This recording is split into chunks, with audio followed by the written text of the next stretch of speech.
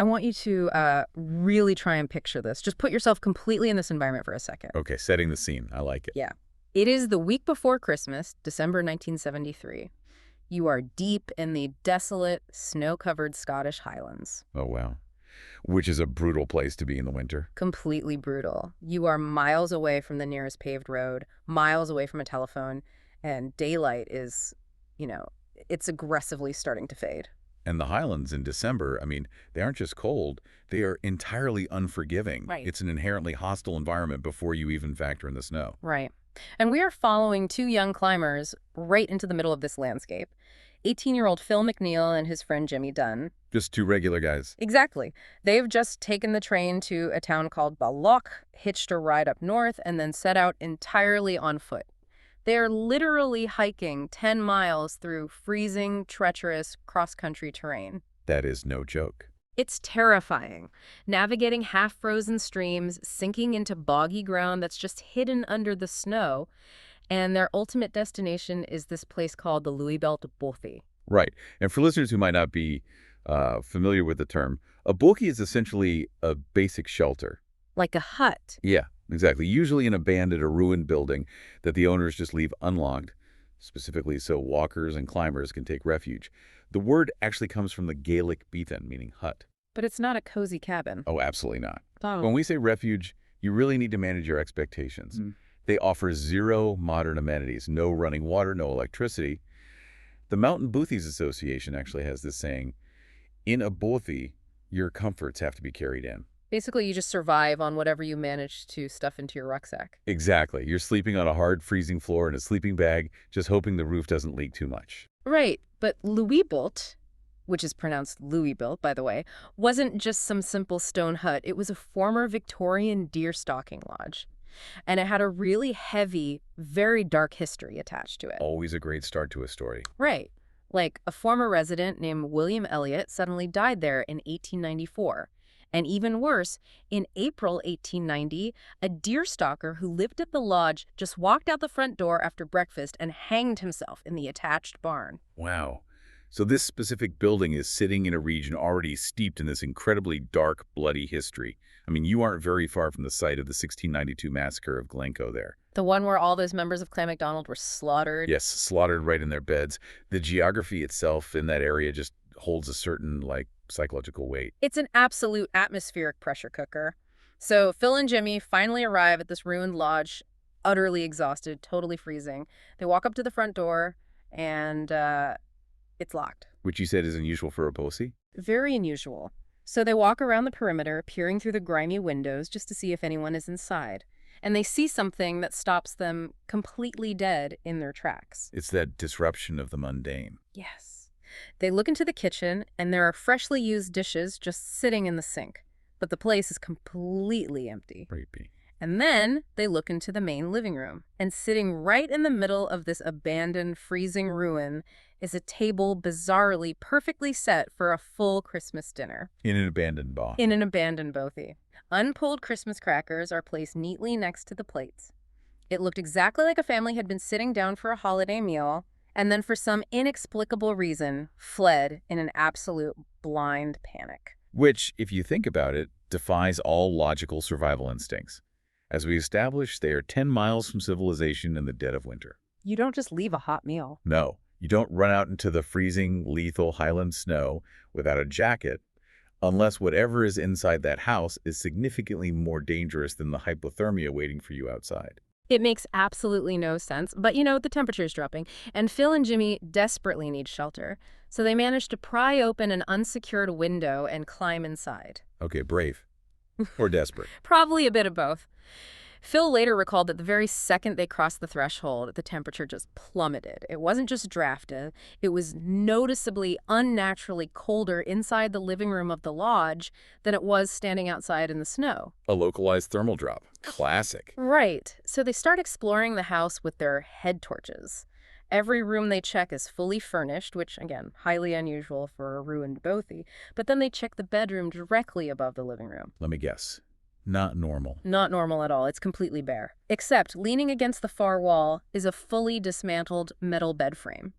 The curtains on the window are wide open, And sitting inexplicably, precariously on the windowsill is a massive, heavy rock boulder. The visual language of that room is so deeply unsettling because it lacks any utilitarian purpose. It's just weird. Very weird. You have the mundane warmth of a Christmas dinner downstairs clashing violently with the absurd, almost ritualistic placement of a dismantled bed and a boulder upstairs. So desperately hoping they just stumbled upon the temporary camp of some eccentric hiker who would be back later, they go downstairs, they get into their sleeping bags on the living room floor, and they blow out their single candle. And in the Highlands, the silence is heavy. It is palpable. It's that suffocating kind of quiet, but then the noises start. Originating from the room directly above them, I assume. Exactly, upstairs. In that empty bedroom with the boulder, first they hear the distinct, heavy metallic clanging of that iron bed frame being dragged across the floor. Oh my God. And it sounds like it's being physically reassembled in the dark, piece by piece. Then they hear the heavy, scraping, agonizing thud of that massive boulder being rolled across the wooden floorboards. Now, at this point, the human brain is desperately attempting to categorize these anomalous sounds into a safe, known framework. You tell yourself it's the wind, right? Yeah, the wind ripping through the chimney or an animal trapped in the rafters. You convince yourself another hiker is just organizing their gear. And Phil and Jimmy actually tried to rationalize it. They were hardened climbers, not easily spooked. They somehow managed to drift off into a fitful sleep, just convincing themselves their exhausted minds were amplifying the wind. But that didn't last. No. At 4 a.m., the living room literally erupts. In pitch darkness, heavy objects start being hurled across the room. Their massive, metal-tipped ice axes, which weigh a couple of pounds each, by the way, are thrown violently through the air, clattering against the walls. So we have a critical escalation here. We've moved from auditory phenomena to physical, aggressive, kinetic interaction. Exactly. Phil is absolutely petrified. He manages to strike a match and light a candle to see what is attacking them.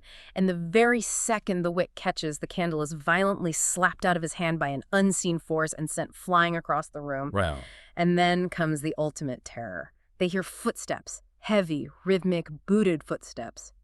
But they aren't stairs anymore. Where are they? They are out in the hallway on the spiral staircase. Thud, thud, thud. Descending one by one in the pitch dark, heading directly toward their closed door. Oh, that is terrifying. The footsteps reach the bottom of the stairs and stop. Right outside the living room. Phil, fueled by pure adrenaline, grabs his ice axe in the dark, raises it above his head, ready to swing at whatever intruder is standing on the other side of that wood. He flings the door open, and there is absolutely nothing there. The hallway is completely empty. The psychological whiplash there is profound. The anticipation of a physical threat like a murderer or an intruder, followed by the complete void-like absence of one, is often significantly more terrifying than actually seeing a person. Because you can't fight a void. Exactly. An intruder can be fought, a void cannot. So Phil slams the door shut, and instantly, the moment the latch clicks, the footsteps retreat. They walk right back up the spiral staircase, step by step, and start wandering around the bedroom above them again. That would be it for me. I'd be gone. That was it for them, too. Phil and Jimmy break. They cram their gear into their bags in sheer terror. They physically climb out the living room window to avoid the hallway and flee into the freezing night. Smart move. But before they begin the 10-mile sprint back to Kinlochleven, they turn around, they shine their head torches back up at the lodge, specifically at that upstairs bedroom window. The room with the boulder. Right. When they arrived, those olive green curtains had been wide open. Now they were drawn completely shut. Oh, man. And as they lowered their flashlight beams down to the fresh, pristine snow surrounding the lodge, they realized the most chilling detail of all. Aside from their own frantic tracks leading away from the window, there were absolutely no other footprints in the snow. Meaning nobody went in or out. No one had hiked in, no one had hiked out. It is the ultimate locked room mystery of the paranormal. It really is. And welcome to the deep dive. Because this story of the Louisville Bothy we just walked through isn't just a spooky campfire tale, and it isn't an urban legend I just pulled off a Reddit forum somewhere. Far from it. It is an extensively documented foundational case from a massive cultural phenomenon called uncanny. And our goal today isn't just to tell you ghost stories.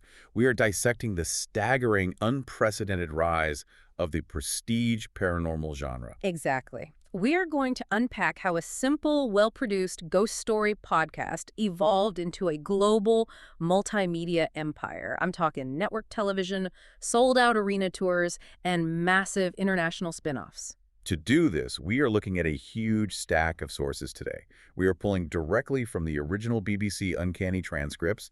We have extensive interviews with its creator, Danny Robbins, and we are diving deep into academic literature. Yeah, specifically a fascinating study published in the International Journal of Innovative Research and Technology regarding paranormal methodologies. We'll also be looking at the theories of anomalistic psychology and the cultural critiques published in The Guardian. We really want to understand the deep psychological, sociological, and neurological reasons why you and millions of other people right now are currently so obsessed with the supernatural. Because it's everywhere.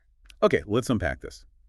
To understand how ghost stories went from a niche fringe interest to this massive mainstream obsession, we have to look at the landscape before Uncanny existed. Right.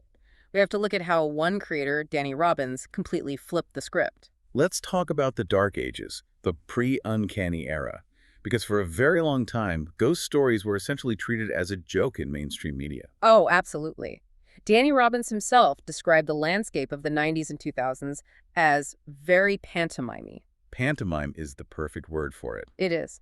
If we look back at the reality TV ghost hunting boom of the 2000 shows like Most Haunted in the UK or Ghost Adventures in the US, the production relied heavily on sensory manipulation rather than actual narrative or investigation. Explain what you mean by sensory manipulation, like the green cameras. Exactly. The ubiquitous shaky green night vision camera isn't just a stylistic choice, it's a psychological tool. By degrading the visual quality and restricting the field of view, the producers artificially induce anxiety in the viewer. That makes so much sense. You add to that the constant jump scares, the dramatic musical stings, and the hosts physically screaming in the dark. It triggers a low-level fight-or-flight response, but it entirely bypasses the intellectual centers of the brain.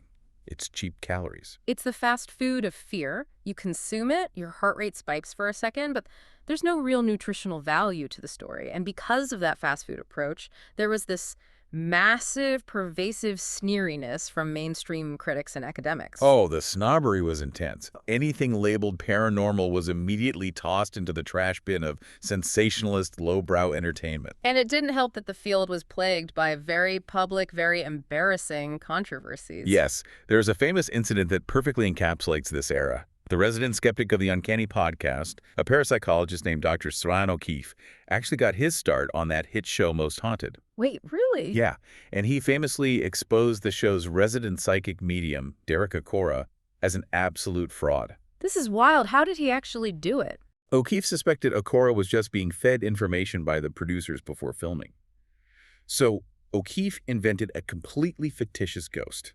He came up with the name Creed Kafer, which is actually an anagram for Derek Faker, and casually mentioned this fake ghost to the crew before a shoot at Bodmin Jail. Oh, no. And lo and behold, during the filming, Acorah suddenly becomes possessed by the spirit of Creed Kafer. Oh, my God. That is brutal. Danny Robbins referred to the fallout of that exposure as the Biggie and Tupac of the paranormal. It destroyed Acorah's credibility. Yeah. But more importantly, it deeply damaged the credibility of the entire genre in the public eye. It cemented the idea that paranormal entertainment was just a grift. So enter Danny Robbins. He is a writer and broadcaster who looks at this landscape and thinks, what if we just treat a ghost story with actual respect? A radical concept at the time. Truly. But he had to fight tooth and nail against that existing stigma. Before Uncanny, he wrote a West End play called 2.22 A Ghost Story, and he talked about pitching this play to theater critics, and he would literally hear them sniffing in disdain on the other end of the phone. The snobbery was so real. A play about ghosts. How terribly lowbrow. Yeah. Yet 2.22, A Ghost Story went on to be a massive, undeniable triumph. It had 6 consecutive West End runs, picked up Olivier nominations, and is currently heading to Broadway. It proved there was a latent audience for this. But the real turning point, the moment the paradigm truly shifted, was in 2021 when Robbins released a BBC Radio 4 podcast called The Battersea Poltergeist. I remember when that dropped, it completely took over the charts. The Battersea Poltergeist investigated a highly documented real-life cold case from 1956 involving a teenager named Shirley Hitchings. Right, at 63 Wycliffe Road in South London. Yeah. Her family home was besieged by an entity they called Donald, who threw pots, lit fires, and supposedly communicated through tapping. But Robbins didn't just read a Wikipedia article into a microphone. He produced it as a high-end docudrama. He blended very rigorous documentary-style investigative journalism with incredibly high-production audio drama, bringing in major, respected actors like Toby Jones and Daphne Keane to act out the historical transcripts. It felt like a prestige BBC historical drama that just happened to be about a ghost. And it proved that if you remove the screaming and the shaky green cameras, there is a massive, completely untapped appetite for serious storytelling in the supernatural space. And that direct success laid the runway for the launch of Uncanny later that same year. The format of Uncanny is where the brilliance truly lies. It deconstructs the traditional ghost story and rebuilds it using the mechanics of a totally different genre, true crime. Break down that brilliant, simple formula for me. How does a typical episode work? Okay, so it starts with this spine-tingling theme song by the indie band Lanterns on the Lake. It features this haunting, recurring lyric, "I know what I saw." It immediately establishes a mood of melancholic isolation rather than cheap terror. Exactly. Then Robbins introduces the witness, and crucial to the show's success, the witnesses are almost aggressively normal. Like, they aren't mediums holding crystal balls. Take scientist Ken from episode 1, The Evil in Room 611. Yes. Ken is a totally grounded, highly rational geneticist. He recounts this terrifying experience of seeing dark, demonic figures and having his door violently shaken while he was a student living in Belfast. And Danny Robbins, as the host, doesn't try to make it spookier. When Ken finishes this horrifying story, Robbins' reaction is literally just to exhale and say, "Bloody hell, Ken." Which is vital. Robbins positions himself not as an omniscient narrator or a sensationalist hype man, but as a direct proxy for the listener. He reacts with the exact same incredulity and empathy that we do. But the true masterstroke, the mechanism that elevates this into the realm of prestige paranormal, is the introduction of the expert panel. Robbins refuses to let the story just hang there in a vacuum of unquestioned belief. He brings in highly credentialed academics to rip the story apart. This is the core engine of the show, the team believer versus team skeptic dynamic. On Team Believer, you have parapsychologists like Evelyn Hollow or ordained ministers like Peter Laws who approach the case looking for supernatural anomalies. And on Team Skeptic, you have actual academic psychologists like Dr. Ciaran O'Keefe or Chris French, whose entire job is to find the rational, physical, or psychological explanation for the haunting. And I love this part. Uncanny works because it treats a ghost story like a true crime detective podcast. It doesn't treat you like a gullible tourist in a haunted house. It treats you like a jury member weighing forensic evidence. If we connect this to the bigger picture, this format validates the listener's intelligence. From a cognitive perspective, it is deeply satisfying because it feeds what psychologists call our need for cognitive closure, our desire for a firm answer to a question, while simultaneously indulging our tolerance for ambiguity. You hear the witness testimony, then the prosecution team skeptic gives their environmental explanation, then the defense team believer argues for the supernatural, and you, the listener, get to render the verdict. It allows a hardened skeptic to enjoy a terrifying ghost story without feeling intellectually compromised, and it allows a staunch believer to have their experiences treated with academic rigor. It's a brilliant balancing act. But, to really understand why this jury format is so compelling, we have to actually put it to the test. Let's step out of the studio and go back out into the snow. Back to the Lubille Bothy. Yes, let's return to Lubille and look at it through the skeptic versus believer lens. Analyzing Lubille through that lens is particularly fascinating because the extreme isolation of the setting severely limits the variables. We don't have to worry about traffic noise, neighbors playing pranks, or electrical faults. There is no electricity, there are no neighbors. There are just two men, a stone building, and the environment. Okay, court is in session. Let's hear the opening arguments for Team Skeptic. How does Dr. Ciaran O'Keefe explain a boulder rolling across the floor and heavy footsteps walking down a spiral staircase? Dr. O'Keefe's primary approach is physiological. He asks us to look at the extreme environmental conditions the men were subjected to. Phil and Jimmy had just exerted massive amounts of energy hiking 10 miles through snow, bog, and freezing water. They're now sitting in a ruined, uninsulated stone building in the dead of winter. The temperature was plunging well below freezing.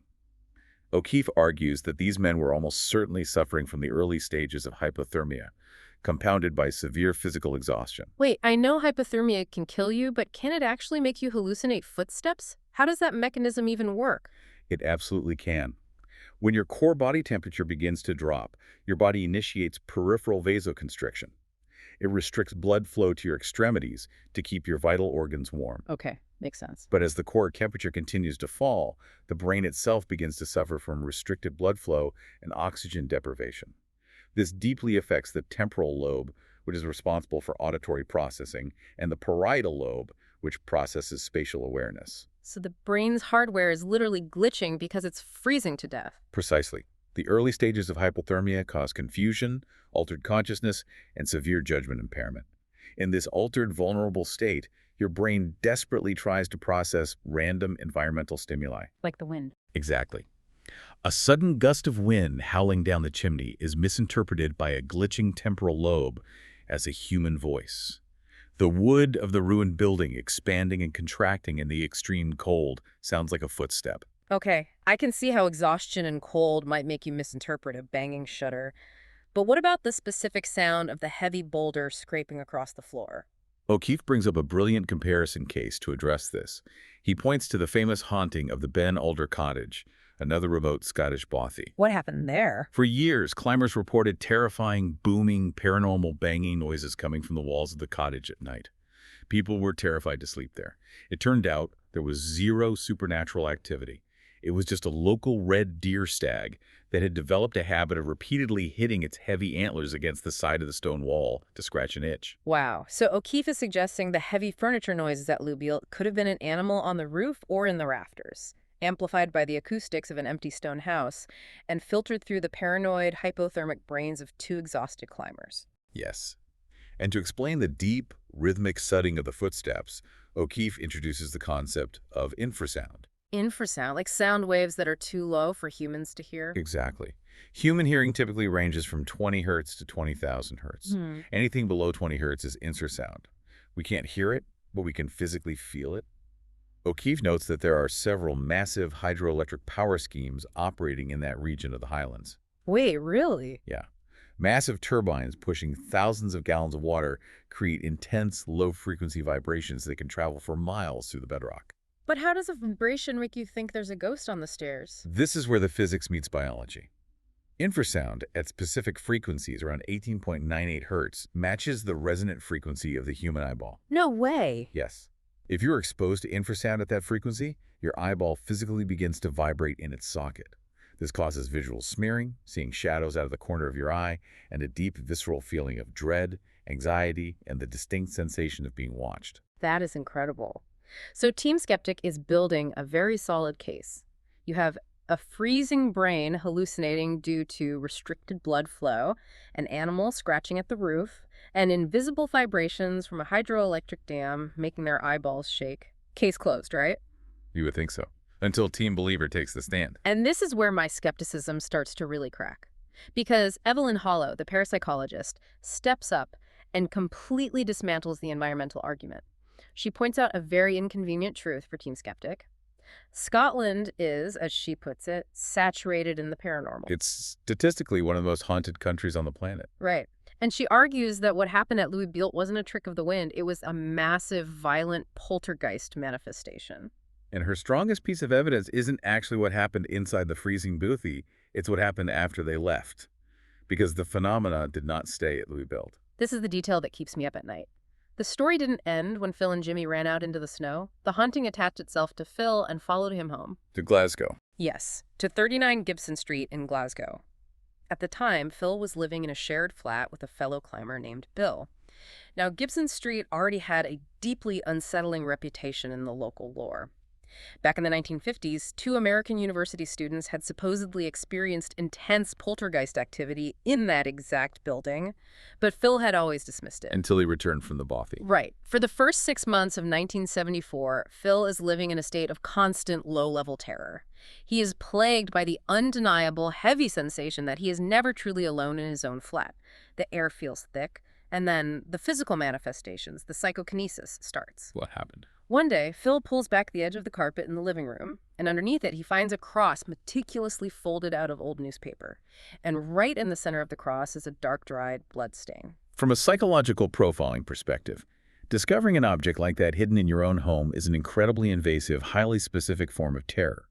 It implies a targeted intelligent threat, not just a random environmental noise. It's sinister. And he also finds a hidden trapdoor cut into the floorboards that he had never noticed in all the months he lived there. And as he is standing there, staring down at this dark trapdoor, the fitted light bulb in the ceiling of his kitchen physically unscrews itself from the socket, falls to the floor, and violently shatters. Which presents a massive, insurmountable problem for Dr. O'Keefe's skeptical theory. Wait, hypothermia might explain hearing things, but how does the cold neatly unscrew a light bulb in a Glasgow apartment weeks later? Here's where it gets really interesting. It completely shatters the environmental explanation. You can't hallucinate a shattered light bulb on your kitchen floor. It demands a completely different mechanism of explanation. And the lore of Lubeelt only deepens because the location itself continues to act as a geographical anchor for these terrifying events. And Danny Robbins actually went back there, right? Yeah. Yes. In the 2024 Christmas special, Danny Robbins, the producers, and Phil McNeil hiked back out to Lubeelt. The building is a complete ruin now.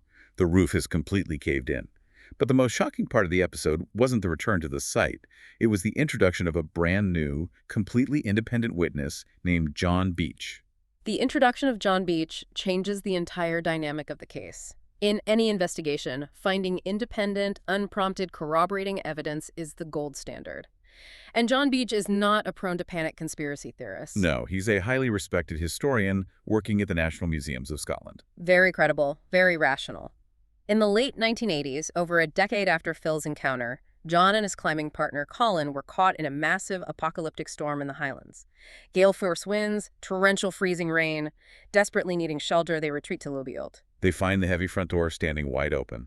They go inside to the main room and immediately notice a massive heavy sheet of corrugated metal that has been securely tied over the window frame with thick climbing rope to keep the winds out. So they start laying out their sleeping bags. And then John hears it. The exact same sound that traumatized Phil. Heavy, rhythmic footsteps walking across the floor directly above them, moving slowly from right to left. Unmistakable heavy boots. It happens 3 distinct times. Finally, John has had enough. He grabs his headlamp, walks up the spiral staircase, shines his piercing beam of light into the room on the right, and freezes in absolute disbelief. Because there is no floor. There are no floorboards left. The wood had rotted away or been ripped up for firewood. It is just empty air and structural wooden joists spaced a foot apart. It is physically impossible for a human being in heavy boots to walk smoothly and heavily from right to left across that room. The acoustic physics don't align with the physical reality of the space. You cannot generate the acoustic signature of a heavy boot striking a solid flat surface when that surface does not exist. John and Colin go back downstairs, terrified. And then the footsteps start again. As they are staring frozen at the stairwell, that massive, heavy sheet of corrugated metal covering the window doesn't just fall down, it flies horizontally halfway across the room. Just propelled by nothing. Yes. John screams, convinced someone is coming through the window. But there's no one. When they cautiously approach the window to tie the metal sheet back up, John checks the thick climbing ropes. The knots hadn't snapped or frayed. They had been cleanly, deliberately untied. He turns to Colin and asks, how did the wind cleanly untie both those knots at the exact same time? It is a terrifying validation of Phil's original experience. Yeah. And it highlights precisely why the uncanny format is so relentlessly compelling. You have a specific set of coordinates on a map that seems to repeatedly generate these intense, violent, physics-defying experiences across completely separate decades with completely independent witnesses. And Lubeelt is just one single flavor of the uncanny phenomenon. Briefly, look at the variety of cases. You have the Oxford exorcism.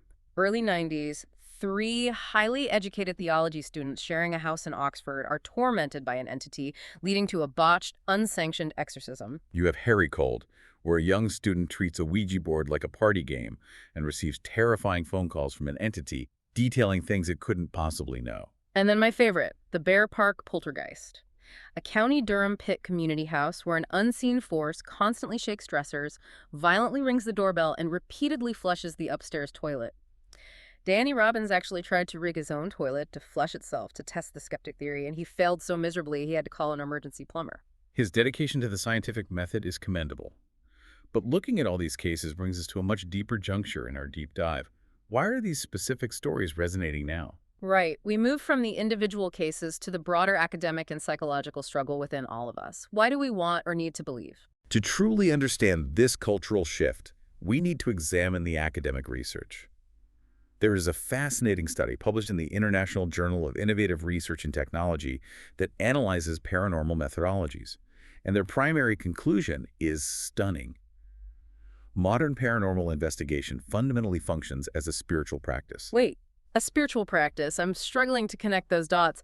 How is walking around a dark, abandoned asylum with an EMF meter a spiritual practice? That is exactly the paradox the study highlights. The researchers note that investigators intentionally use complex technology to create what they call a scientifically framed perspective. But their ultimate goal is deeply spiritual. They aren't trying to measure temperature fluctuations. They are desperately trying to find an objective, measurable substrate to the afterlife. Modern ghost hunting is like a new religion wrapping itself in a lab coat. Instead of holy water and prayer books, people are using EMF meters and audio recorders to feel a sense of control over death. Precisely. The study explains that this establishes an evidence-based spirituality. It leverages scientific discourse to make profound spiritual assertions, providing proof in their eyes that consciousness survives death. But the scientific community must push back incredibly hard on this. They push back vehemently. And this brings us to anomalistic psychology. This branch suggests that all paranormal phenomena have completely natural, normal explanations. These events appear to breach the physical world due to flaws in human perception, memory, and neurobiology. So it's the brain tricking itself into seeing a ghost. Yes, but the study goes deeper. It highlights past research demonstrating a correlation between people who hold strong paranormal beliefs and individuals who possess what psychologists call thin mental boundaries. Thin mental boundaries. What does that actually mean? People with thick boundaries are rigid and logical. People with thin boundaries have a much more fluid, permeable sense of self and the world around them. They blend reality and fantasy more easily. They literally process sensory information differently. But there's a darker side to that research too, isn't there? Yes. The study also noted a significant documented correlation between reported paranormal experiences and histories of childhood trauma. It strongly suggests that trauma alters the way the brain processes environmental stress.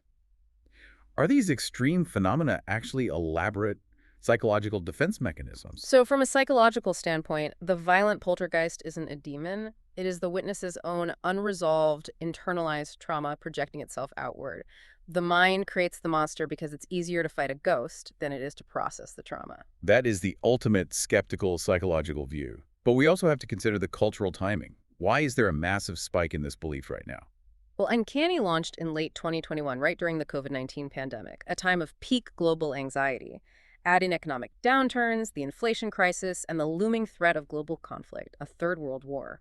Evelyn Hollow articulated this beautifully. She said, "You can't expand your life outwards and you start to look inwards. People can't believe this is it." If reality is awful, we need to believe there is a sequel to this life. This raises an important question about the dangers of selective skepticism.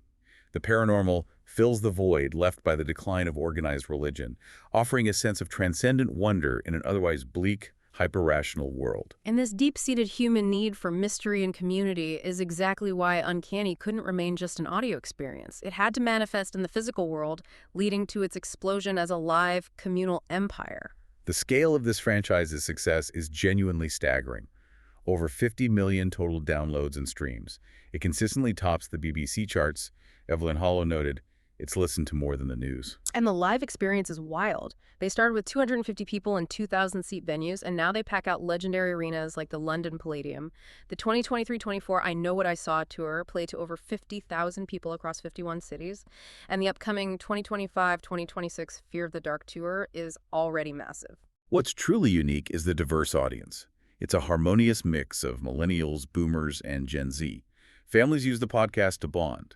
Even celebrities are massive fans. Simon Gallup from The Cure, Daisy May Cooper, Mark Gatiss.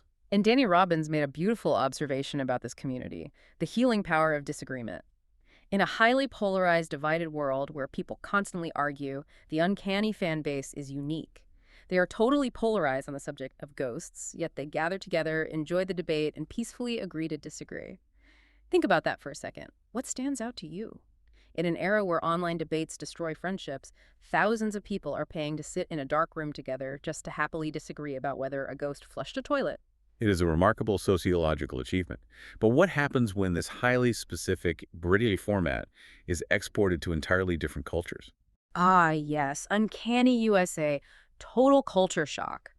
The franchise conquered the UK, relying heavily on a uniquely British Charles Dickens style of polite, slow-burn ghost stories.